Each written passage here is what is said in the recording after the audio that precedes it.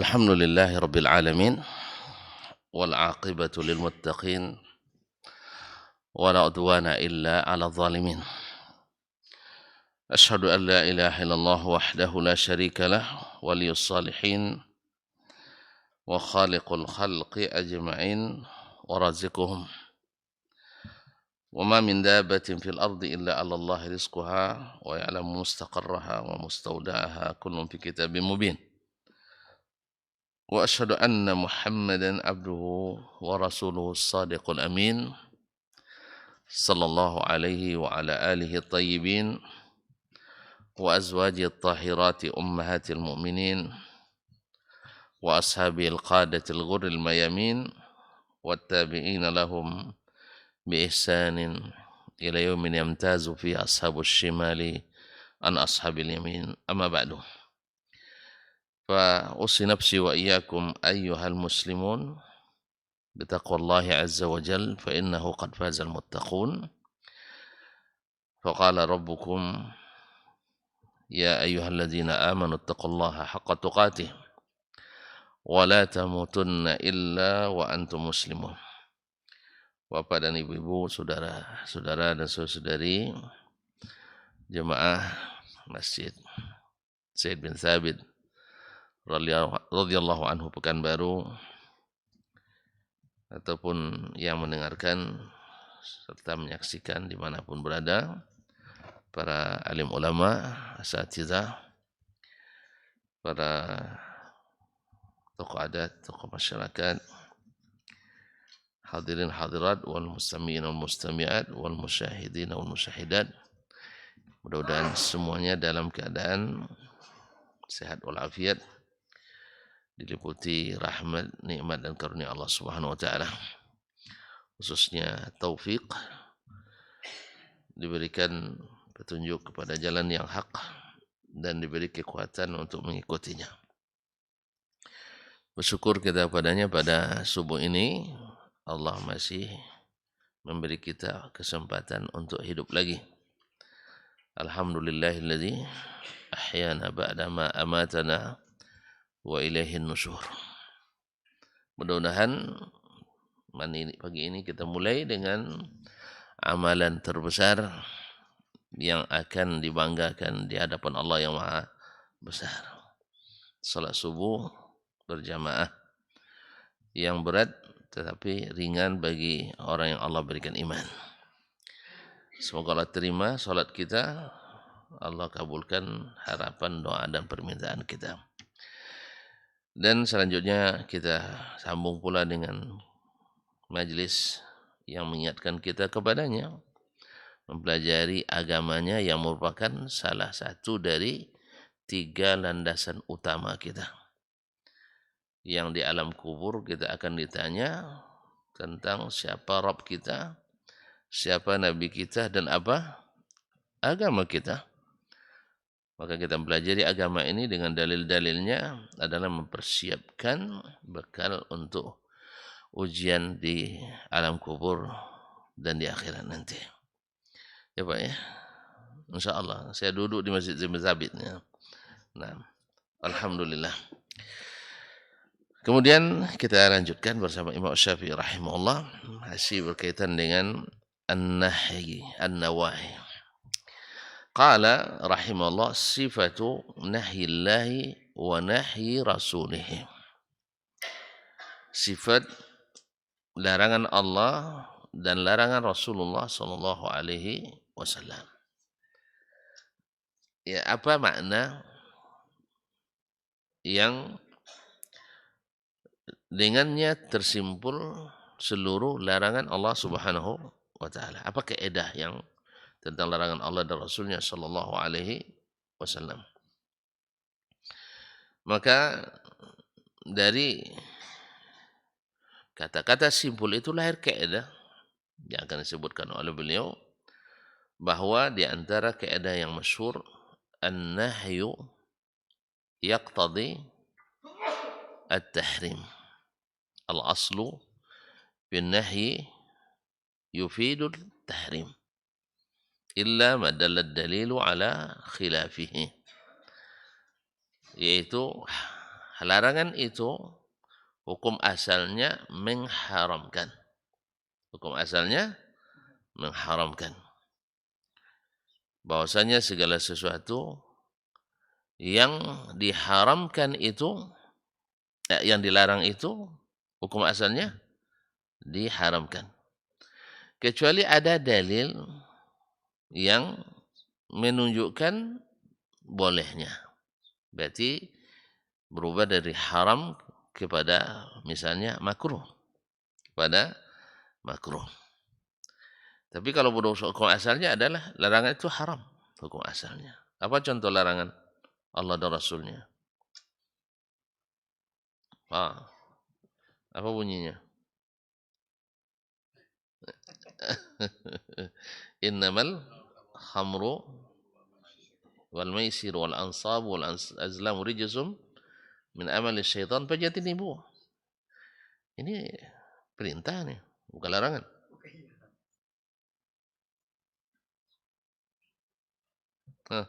Fajtanibuh, maka jauhilah. Perintah kan?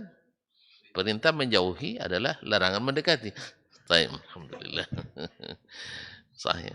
Ini di antara siyagu atau asalib an-nahi. Nanti kita bicara tentang masalah sigat-sigat larangan, di antaranya itu. Kadang sigatun nafi tufid kadzalik at-tahrim, tufidu an-nahy. Baik, yang nahyun sharih saja dulu yang larangannya dengan nahi. Wala ta'kulu ar-riba. Jangan makan riba. Wala ta'kulu amwalal wala ta'kulu amwalakum bainakum bil batil.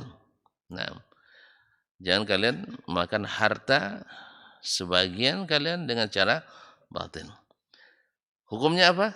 Haram. Hukum khabar apa? Haram. Nah, dan seterusnya. Ini makna yang pertama. Kemudian nanti akan ada lagi kaidah an-nahyu yaqtadi al-fasad.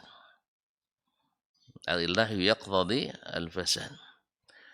Bahwa larangan itu konsekuensinya kalau dilanggar juga mengakibatkan al-fasad, yaitu rusaknya sesuatu yang dilakukan itu. Tidak sah. Ada yang mengatakan al-batil yufidu al-butlan. Artinya larangan itu kalau dibuat juga batil. Dibuat juga batil. Di sini para ulama ada yang memutlakkan saja, mutlak. Asal dilarang dibuat menjadi rusak. Apa misalnya? Larangan jual beli ketika azan kedua hari Jumat. Ulama mengatakan, kembali ke hukum asal tadi, jual beli itu tidak sah. Tidak sah. Tapi sebagian mengatakan tidak. Jual beli sah, tapi berdosa. Bapak pilih yang mana? Pilih yang tidak sah aja lah ya. Biar tidak ada lagi yang jual beli. Ya, daripada sah tapi jual beli berdosa. Nah, ini kembali kepada masalah ulama, di antara ulama mengklasifikasikan bahwa larangan itu ada 3 macam. Satu, yata'allaq bizatil manhi anhu. Bahwa yang dilarang itu ada sesuatu itu langsung zatnya. Seperti riba. Riba itu yang dilarang ribanya. Jadi kalau ada yang akad riba, akadnya fasid. Otomatis fasid. Karena yang dilarang itu adalah riba. Nah, atau dilarang misalnya menikah istri yang kelima. Ini sengaja kalau ini bapak-bapak senang contoh-contoh ini. Istri yang ke-5. Karena yang dilarang akadnya, yang dilarang sah nikahnya. Maka kalau ada yang menikah lagi yang ke-5, otomatis batil, fasid. Ya. Ini bagi yang membedakan antara batal dengan fasad. Sebagian mengatakan membedakan, sebagian tidak. Seperti Imam Ahmad membedakan antara al-fasad wal butlan. Al-fasad ma lam yuttafaq ala hurmatihi. Sesuatu yang tak disepakati haramnya, ada khilafnya. Itu yaqtadil fasad. Tapi kalau yang al-butlan, yang batil, ma yuttufiqa ala hurmatihi, yang disepakati haramnya, maka dikatakan batil. Seperti tadi nikah, itu disepakati, nikah kelima disepakati haramnya, maka ini batil, bukan sekedar fasid. Tapi nikah tanpa wali, karena ada khilafnya antara jumhur dengan Abu Hanifah, maka Imam Ahmad mengatakan di sini nikahuha au nikahuhu au nikahul mar'ati biduni wali fasid. Sebab tidak ijma' haramnya atau tidak sahnya. Taib. Kembali ke pembagian nahi tadi. Pertama, dilarang zatnya itu sendiri. Maka ini sepakat mengatakan fasid. Yang kedua, kembali kepada syartun min syurutihi. Syarat dari syarat-syaratnya. Seperti tadi, syarat nikah bagi wanita ada wali. Nah, lalu kan dilarang menikah tanpa wali. Dilakukan juga. Sah atau tidak? Fasid. Ini disebut fasid. Karena berkaitan dengan syarat dari syarat-syarat nikah. Masih apa syarat nikah? Antum udah lama tidak nikah saya. Sampai lupa syarat nikah. Rukun nikah. Ayo. Nah, saksi terus. Langsung ke mahar aja. Mahar itu khilaf itu. Apa syarat itu tidak. Nah, saksi. Wali. Enggak. Mahar tidak masuk dong. Enggak. Itu implikasi daripada akad. Apa mau harus nikah lagi nampaknya. Dah lama tak nikah, tak apal. Kan kaji itu harus dipraktekkan, biar hafal. Kalau saya kan sudah hafal, tak perlu lagi. Yang tak hafal harus nikah lagi. Nah, jadi ulang lagi. Mulailah dulu pengantin laki-laki, pengantin perempuan, wali, saksi, akad.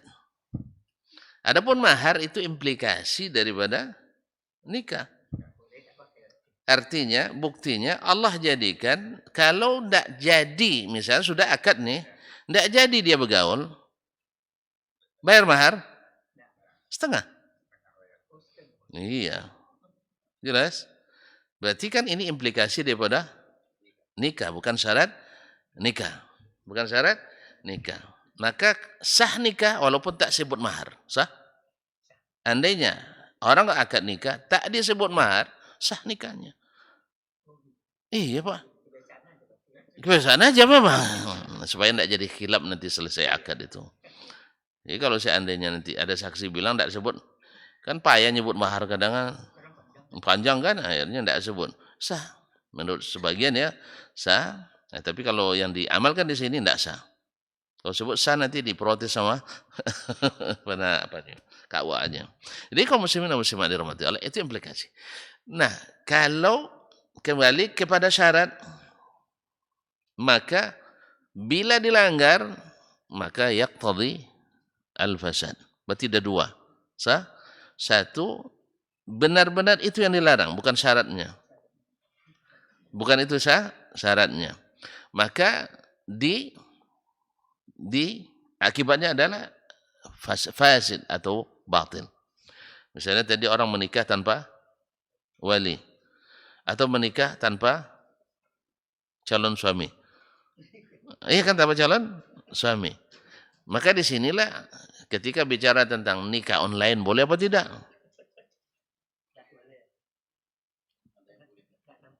Kenapa? Tidak ada calon pengantinnya. Surat hilang syarat di antara syarat-syaratnya. Maka nikah seperti tidak sah. Lalu gimana cara? Maka diwakilkan. Karena wakil Di saat yang apa ndak ada, dia menempati tempat keputusan posisinya. Tapi hati-hati. Nah, tapi nanti kalau nikah mewakili jangan salah-salah nanti. Iya, nanti dia jadinya. Jangan lupa itu mau buat saksi harus betul-betul apa tuh jelimet. Aku terima nikahnya si fulana dengan mas kawinnya sekian. Diam kan? Sah kata apa? Nikahnya dengan dia. Iya. Iya. Jadi saya terima nikah si fulana binti fulan untuk jangan lupa. Kalau saya lupa dia bilang untuk itu kadang dimanfaatkan kelalaian saksi kan. Habis itu pas pulang saya nikah pakai bahasa dari kamarnya katanya. Allah Ustaz. Ada kasusnya enggak ada kayaknya ya. Enggak ada alhamdulillah. Karena jarang juga orang mewakilkan. Nah, jadi melakukan akad yang melanggar sesuatu yang merupakan syarat maka yaqtadi al-fasad. Yang ketiga yaitu larangan yang tidak berkaitan dengan zatnya langsung dan tidak berkaitan dengan syaratnya langsung. Contoh lain yang berkaitan dengan syarat, kita dilarang sholat tanpa wudu. Sah? Haram tidak sholat tanpa wudu? Haram. Nah, bila sholat juga? Tak sah. Apa sebab? Karena larangan berkaitan dengan syarat. Jadi segala yang berkaitan dengan syarat, kalau dilanggar, maka yaqtadi al-fasad. Rusak amal. Berarti yang pertama berkaitan dengan zatnya yang dilarang. Dilarang makan riba, ribanya yang haram. Sah? Dibuat juga batal. Jadi sebenarnya akad-akad riba itu semuanya batil, fasid. Makanya kalau ada yang mau bertobat dari riba kan ada gini, masyarakat tanpa riba. Dibayar apa namanya uang apa istilahnya? Bukan bunga.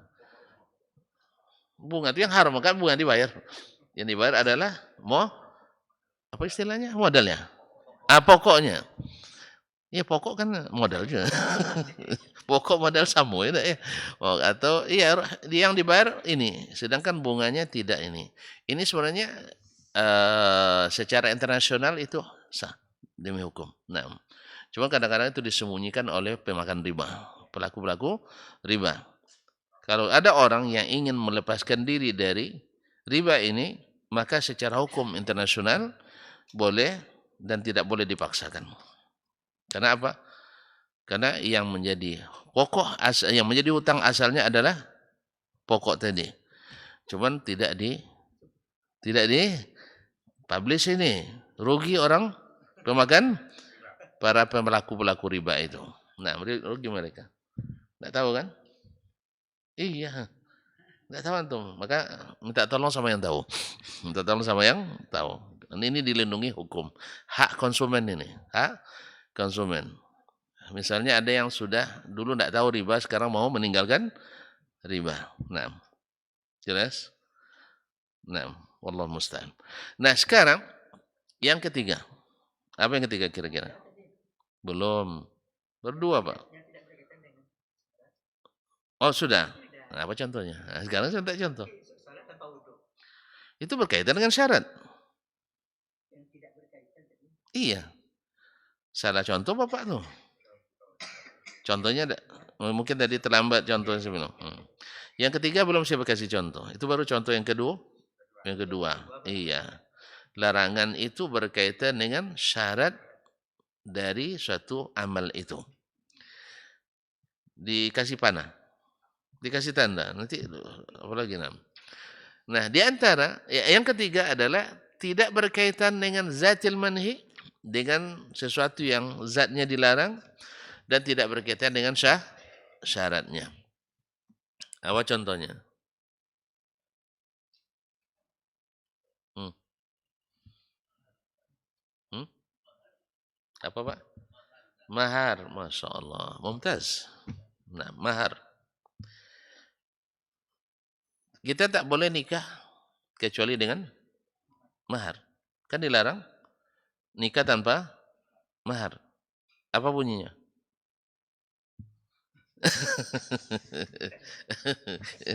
Kan dilarang, di antara nikah yang dilarang adalah asyighar, bisin. Nikah syighar, misalnya saya punya anak gadis.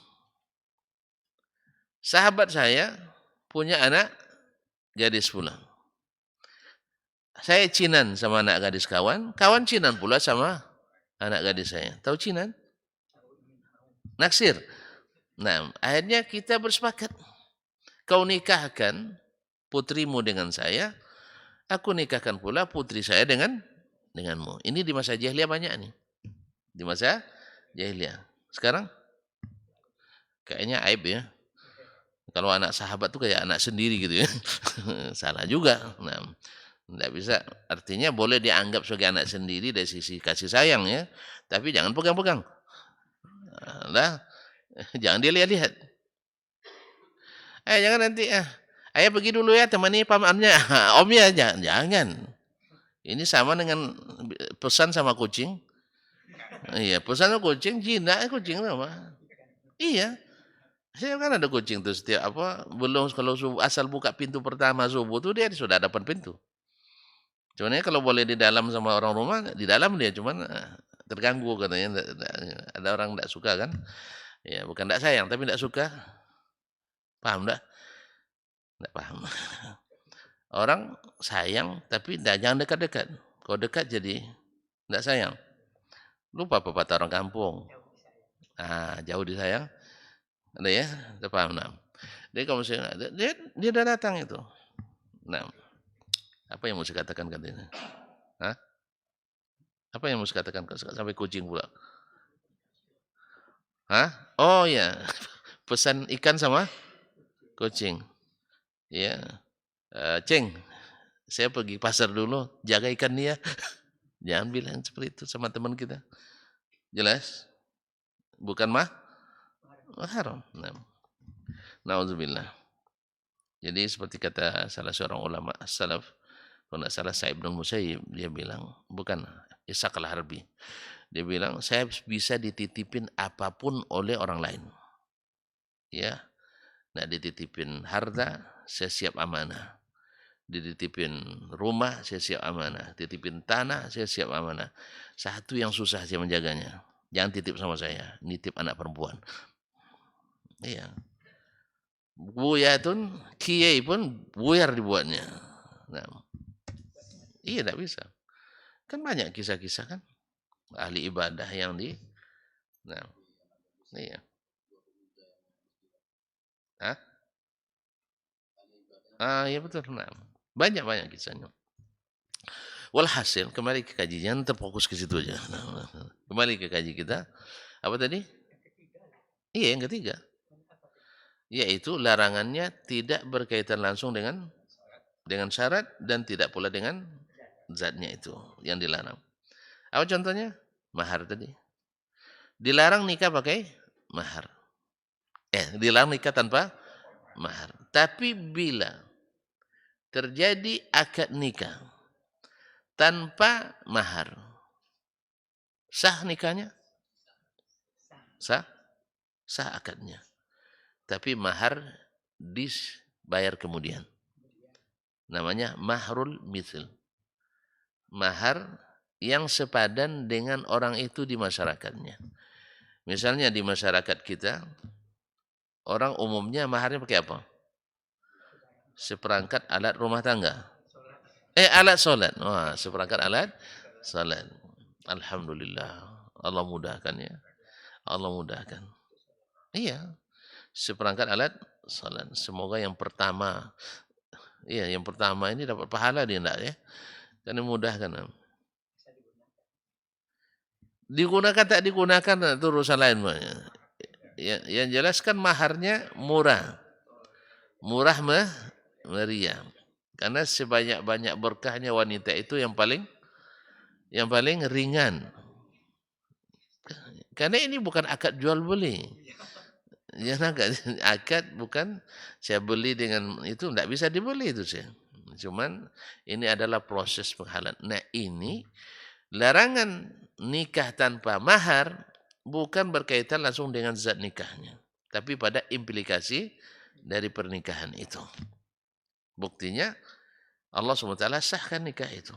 Nah, dan Rasul SAW sahkan nikah. Kalau belum disebutkan maharnya atau belum diserahkan maharnya, lalu terjadi hubungan, maka saat itu wajib. Saat itu wajib. Nah ini, yang seperti ini, larangan itu layak tadil fasad walal butlan. Tidak menyebabkan suatu akad itu rusak atau suatu ibadah itu rusak. Sebab tidak berkaitan dengan syarat, tak berkaitan dengan zatil amal. Contohnya dalam ibadah. Boleh tidak mencuri ember orang? Kok ragu jawabnya? Tidak boleh. Kan ini, kenapa saya bilang ember? Kami anak pondok, Bapak kan tidak pernah pondok, itu masalahnya. Jadi, kalau di pondok itu, setiap tahun baru, ember baru, sapu baru, piring baru, periuk baru, semuanya lengkap. 2 pekan, hilang semua. Itu siapa yang bawa? Sama, di kamar sebelah gitu juga kasusnya. Pinjam sapu, tidak ada sapu lagi katanya. Padahal 9 orang sekamar, kami 14 orang sekamar, 4 kali 4. Hilang semuanya. Nah, jadi, sekarang ember dicuri. Anak pondok itu wudhu dia kan, pakai ember ini. Boleh enggak wudhu di ember yang kita curi? Boleh. Allah. Boleh. Enggak ya, Syekh. Namanya curian. Boleh, barang curi boleh pakai? Enggak boleh. Pinjam boleh. Mungkin curinya niatnya pinjam. Al-muntahi bitamlik. Ini pinjaman yang akhirnya dimiliki tanpa bayar. Tak masuk akad. Kan ada akad sewa yang berakhir dengan kepemilikan. Tidak pernah dengar ya? Awalnya kita sewa, habis itu nanti kita ansur jadi milik kita. Ini enggak. Pinjam dengan niat memiliki. Tanpa diberi tahu. Namanya apa itu? Curi. Cuman biar enggak kasar dikit. Pinjam embernya, iya. Tapi enggak pernah kembali. Nah, yang seperti ini dilarang. Karena dilarang salat di tanah yang kita apa namanya?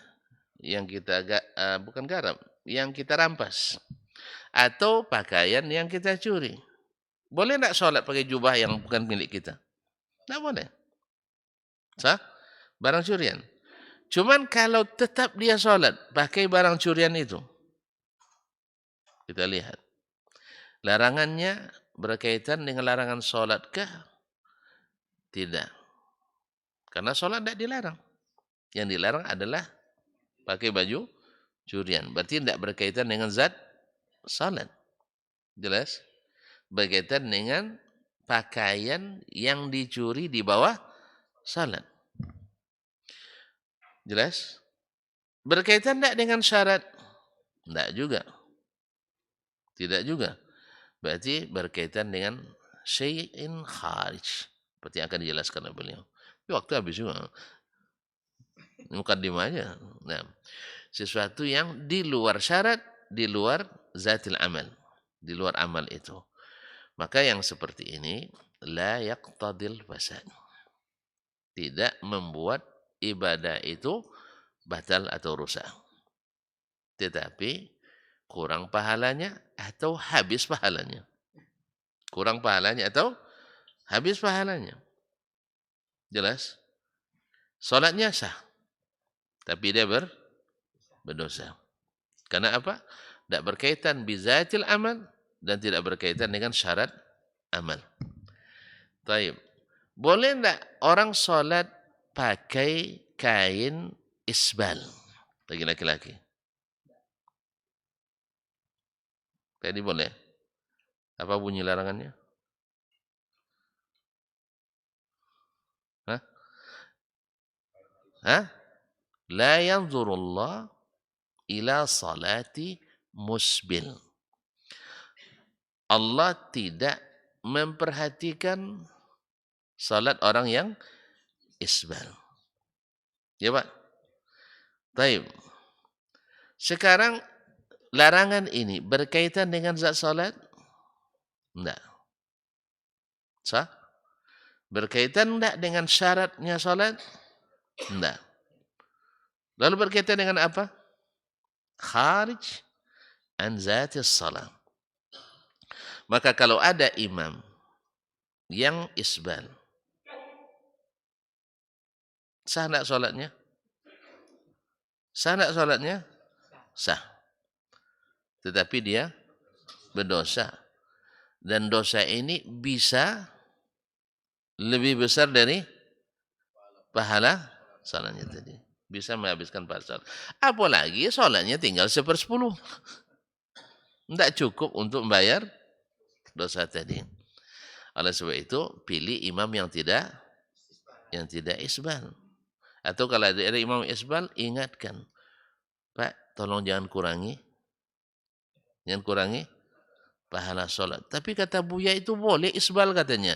Iya boleh, tapi di luar solatnya. Kan dia bicara secara umum kan. Dalam solat ada hadis khususnya. Makanya orang isbal itu payah selamatnya. Banjir payah.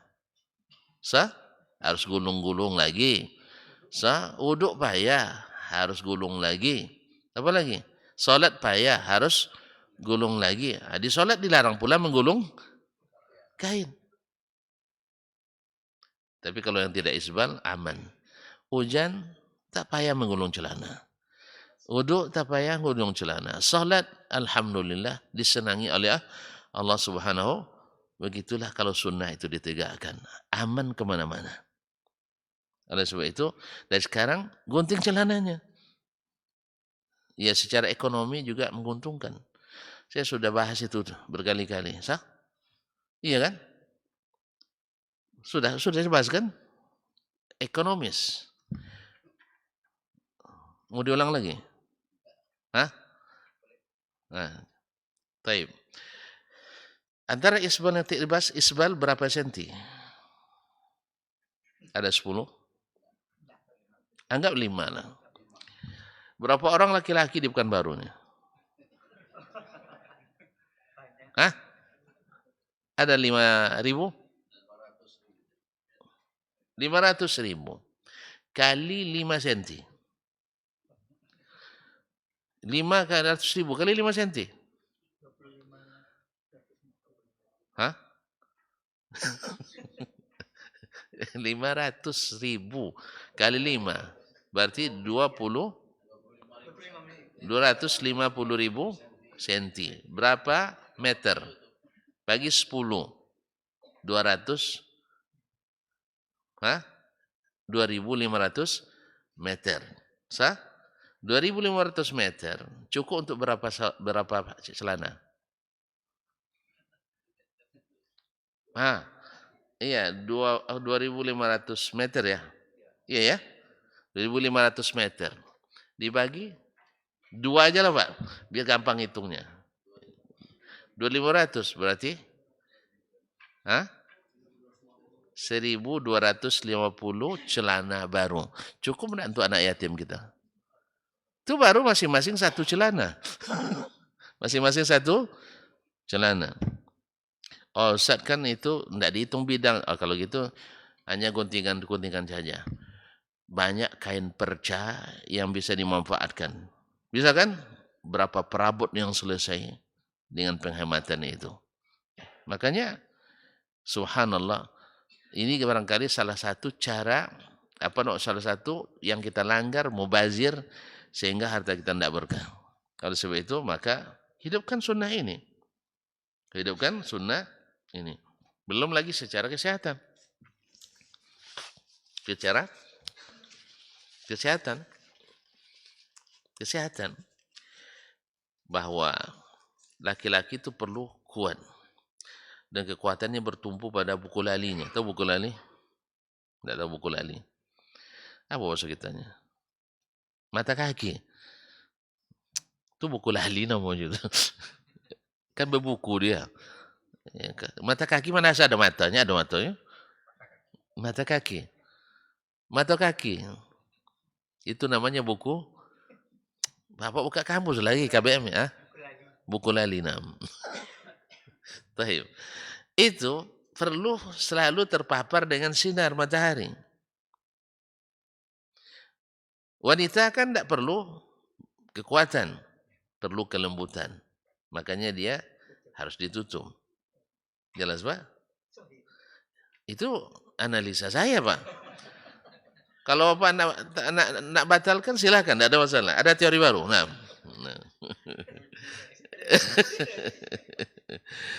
Jelas Pak ya? Nah, kemudian laki-laki perlu ketangkasan. Orang yang tidak isbal pasti gerakannya lebih tangkas daripada yang isbal. Makanya ahli kumpu tak ada yang isbal. Ahli silat tak ada yang isbal. Pemain bola tak ada yang isbal. Tak ada yang isbal.